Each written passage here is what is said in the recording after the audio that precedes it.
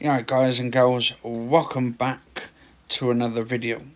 Now, I've just watched a video of Russell King stating they have no life or no social life without alcohol. Now, that sounds like someone who's maybe sort of got an addiction or something, or a drinking problem or something. If you have no social life without alcohol, then what does this mean about? And it's not he's saying about the country, the UK, basically, sort of drinking. The amount says, oh, we've got the pints coming back to the UK.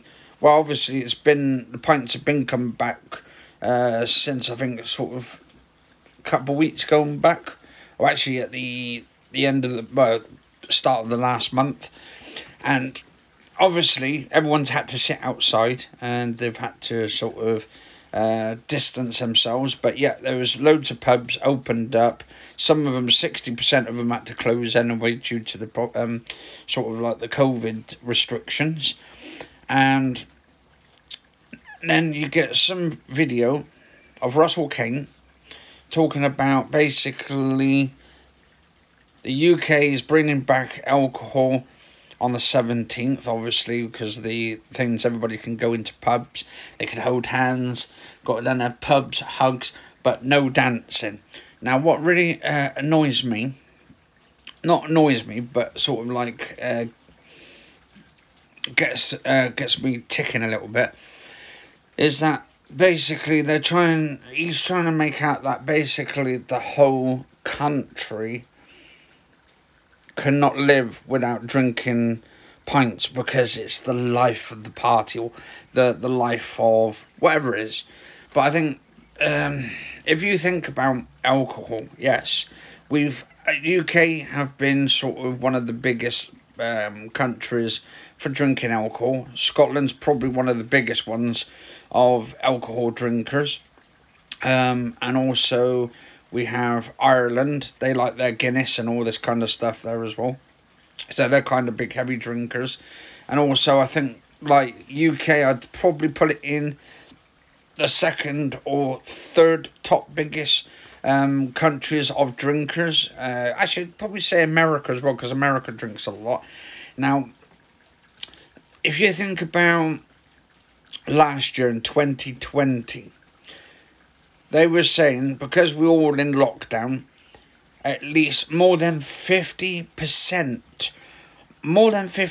of the UK had a drinking problem.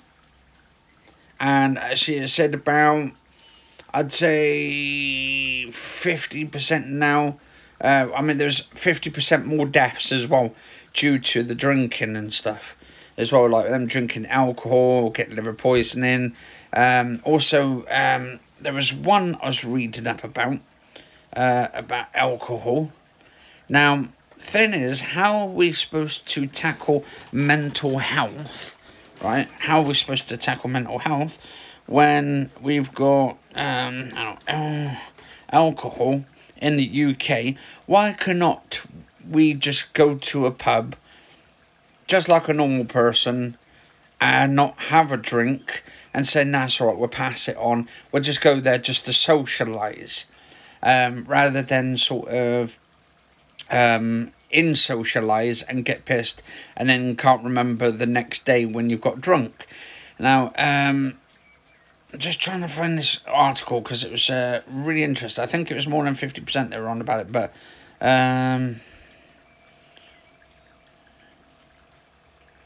was this a man arrested after concerns about alcohol being bought for underage youths. Got another one here with Gwyneth Paltrow, says she drank 7 nights a week in lockdown. Is this one of you guys and girls as well? Like, have you, when you were in lockdown, was you drinking more than you actually have been doing since lockdown, or since when the lockdown started? Let us know in the comments below. Says intoxication brings strangers physically closer, study finds. Says Ipswich alcohol charity warns of COVID impact.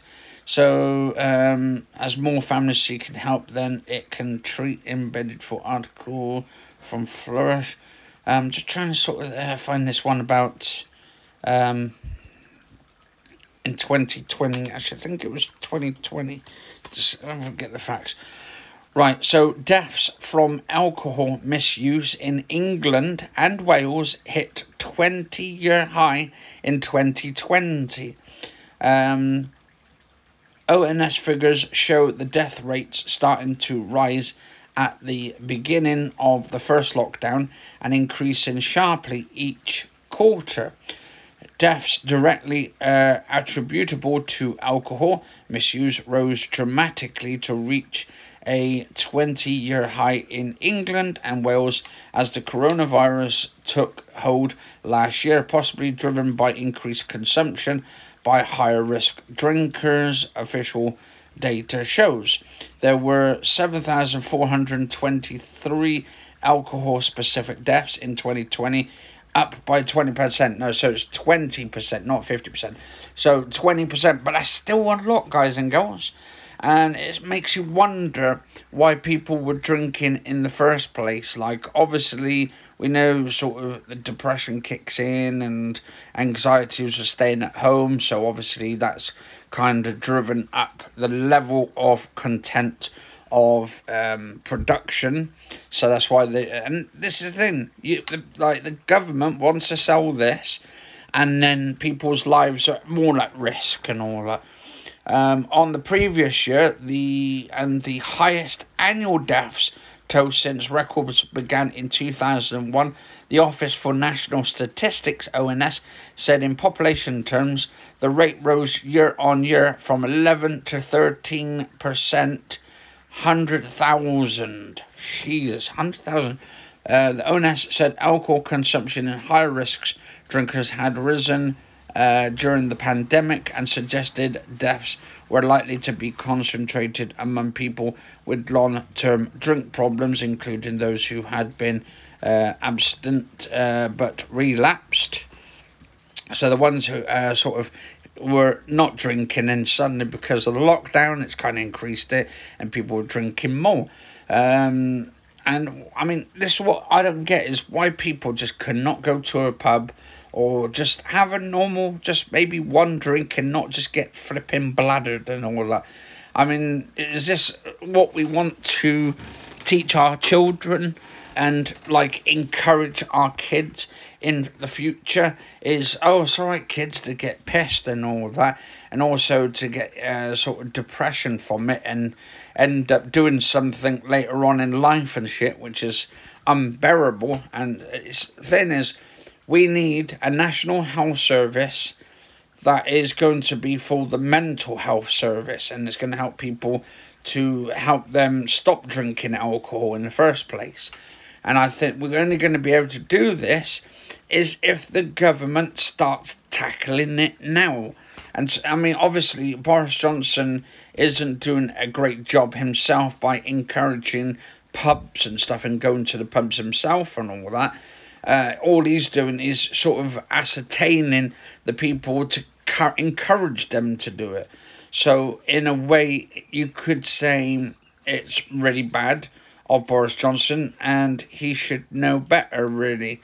And why can't we just, instead of going, we'll go to the pubs, but instead have non-alcoholic beers or non-alcoholic wines? I mean, come on, do we have to actually get bladdered so we can't remember the next day, guys and girls? Is this what we really, really want as a country?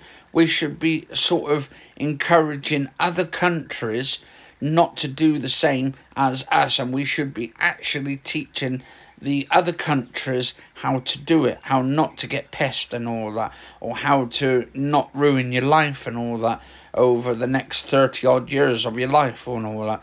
I think, to be honest, like, I don't drink myself. I'm on a personal journey myself. I don't drink, I don't smoke, and I don't take drugs and stuff. So obviously you don't need alcohol, you don't need drugs, you don't need all this shit to have a good time.